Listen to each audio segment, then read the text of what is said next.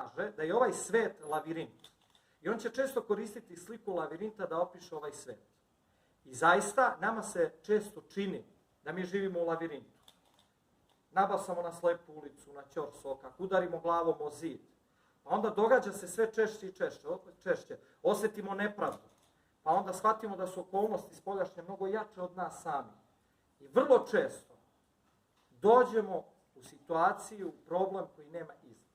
I onda kažemo, ovo je lavirint koji nema izlaz. I mnogi ljudi tako misle. Međutim, ako se budete pomirili sa takvim mišljenjem i razmišljanjem, dogodit će se neke strašne stvari. Kao prvo, izgubit ćete smisao života. Počet ćete da živite rutinski, ponavljajući svaki dan za danom na isti način. Pa ćete onda početi da uživate samo u trenutnim zadovoljstvima, onim kratkotrajnim. Pa ćete na kraju postati očajni. Jer čovjek koji živi u lavirintu, koji nema izlaz, ne može da bude srećan. Međutim, u istoj toj pesmi, govorimo o drugoj pesmi o darovima Borgesovoj, kaže Borges, zahvaljujem se božanstvu što mi je dao razum da mogu da shvatim plan lavirinta. Dakle, lavirint ima plan i ima izlaz. Ivo Andrić je rekao da bi voleo sve što vidi da može da opiše i sve što osjeti da može da izrazi.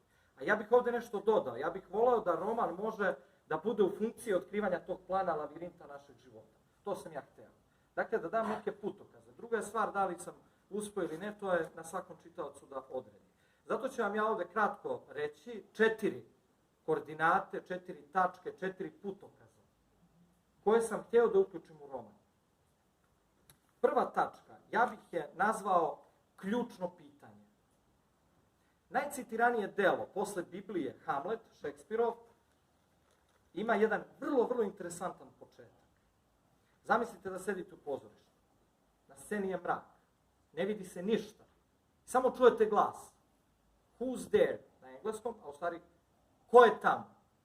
Taj glas u okviru radnje postavlja pitanje.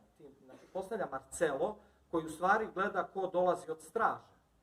Međutim, Šekspir, pošto je genijalan, naravno, pisac, on ovo pitanje odapinje kao strelu, da pogodi svakog od nas. On pita publiku, čitaoce, ko je tamo? Ko si ti koji ovo čitaš? Pazite, najcitiranije delo na svetu, Biblija, počinje istim pitanjem. Vi znate priču o Adamu i Evi.